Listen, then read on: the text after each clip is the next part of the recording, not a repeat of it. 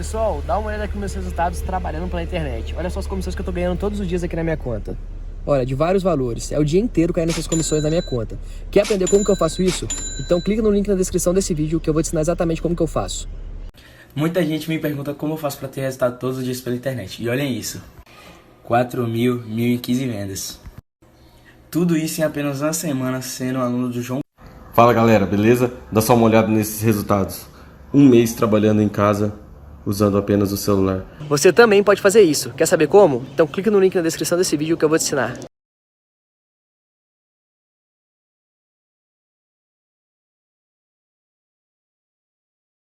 Isso aí já é a reta final do jogo, quando o Pet disse que virou um peladão e, de fato, muito espaço apareceu. E aí, espaço para alguns jogadores, evidentemente, eles vão criar.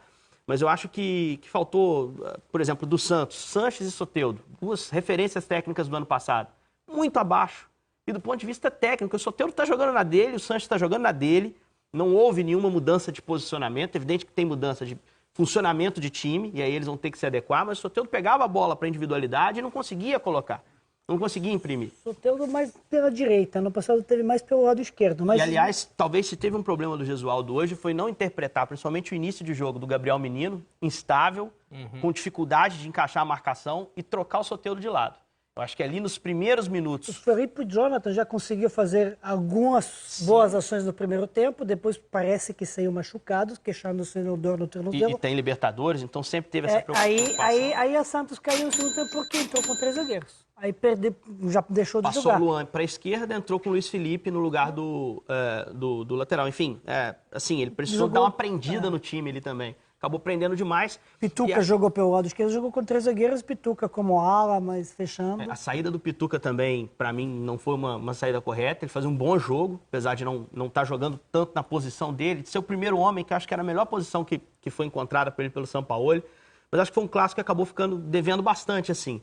Agora, se você analisa treinador por treinador e entende o contexto de Luxemburgo e de Gesualdo, o trabalho dos dois se equivaleu hoje no campo. Eu acho que foi um jogo equilibrado. Quer dizer, o favoritismo do Palmeiras, não apareceu. Palmeiras teve mais chances claras, né? Gol anulado, pênalti duvidoso, 2 chances finalizadas do William, bola passando o resto da trave. Então tinha mais chances criadas, o mais perigo. Mas jogou menos. Optou pelo...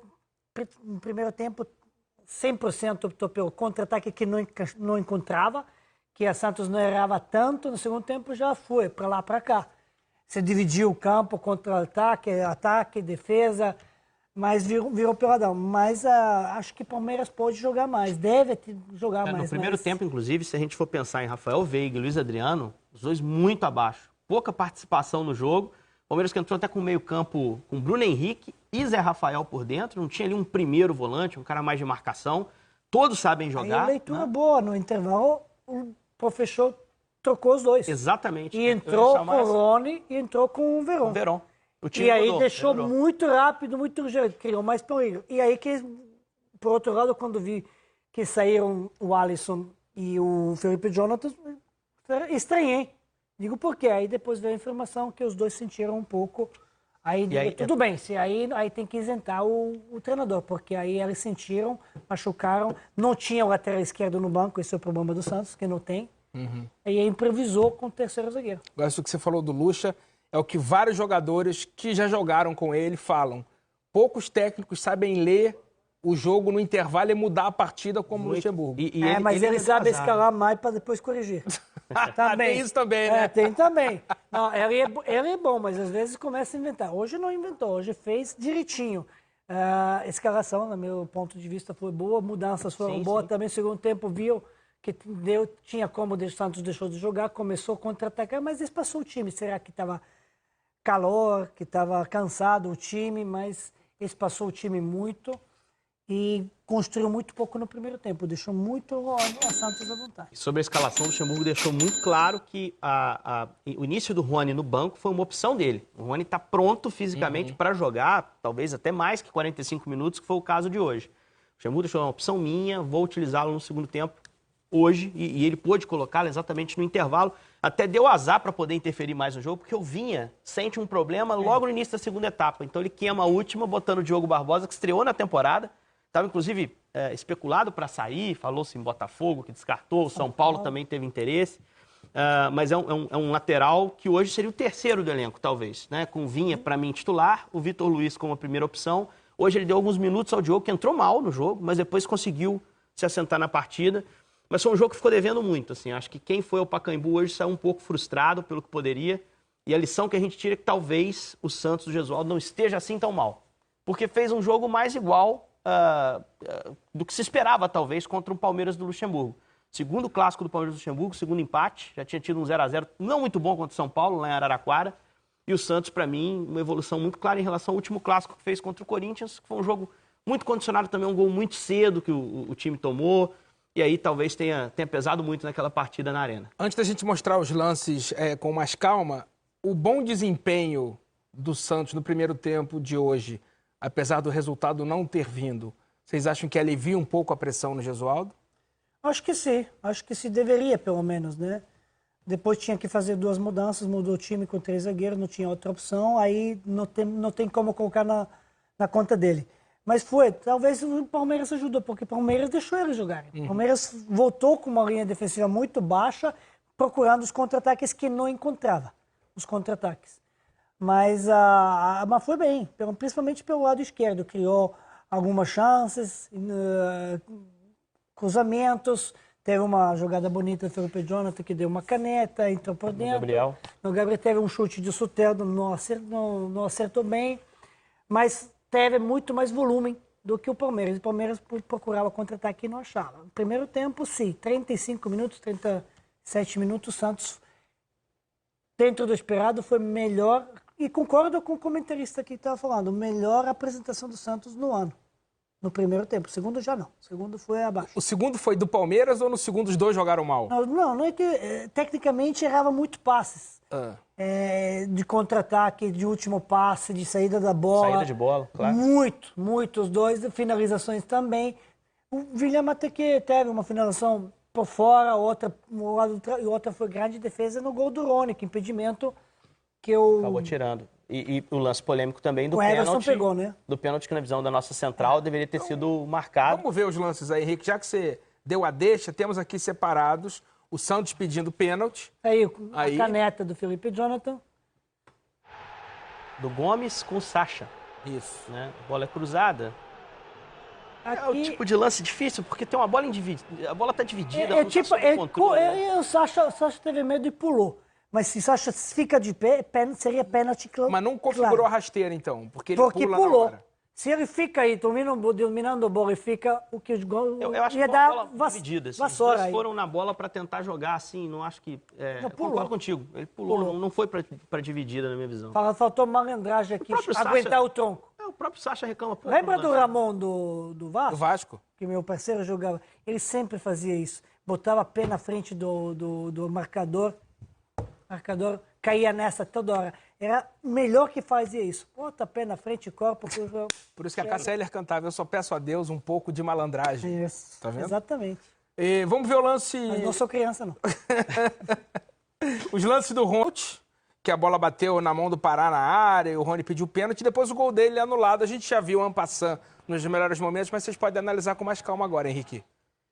Sim, primeiro assim, não há muita discussão em relação ao braço do Pará, né? Tá erguido ali, tá aberto. Acho que não há muita discussão em relação ao pênalti. O problema foi o impedimento marcado. O Rony veio para jogar, até pelo investimento na contratação.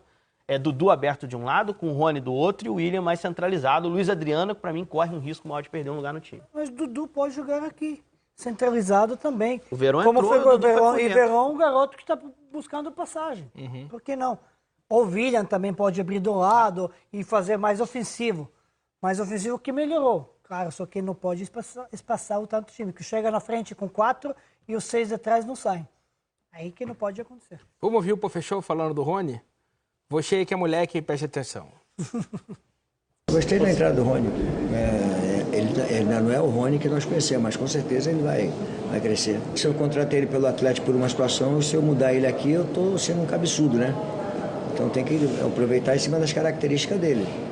As características dele é um jogador de velocidade, que puxa muito para dentro, que entra muito de uma diagonal, entendeu? Que tem box-to-box, que vem, ele consegue voltar aqui para marcar e consegue chegar na frente com uma velocidade muito grande. Então isso facilita, bastante. Você ter 2 jogadores de lado que conseguem voltar para marcar. Então isso é muito legal. Gostaram da análise do professor? Não, correto. Características de Rony são essas. E essa coisa final, que ele consegue, box to box, voltar para trás, marcar e sair no ataque. Perfeito, ele consegue.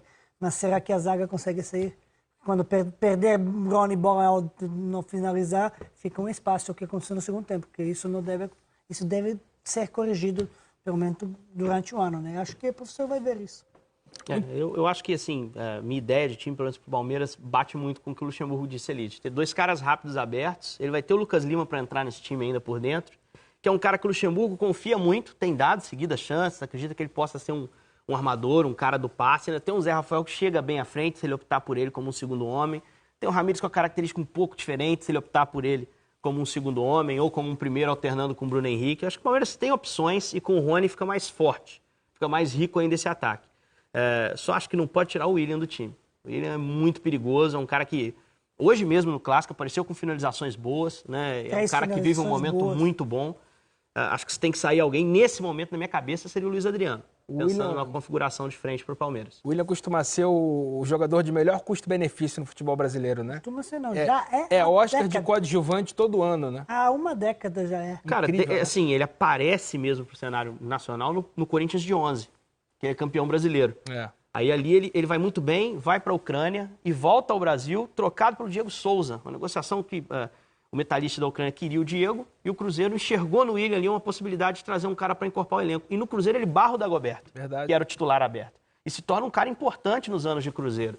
Né? Muito cruzeirense ainda sente falta, porque ele no Cruzeiro depois se tornou, aprendeu a jogar mais avançado, como um falso 9, um atacante que caía pelos lados, com o Mano Menezes principalmente.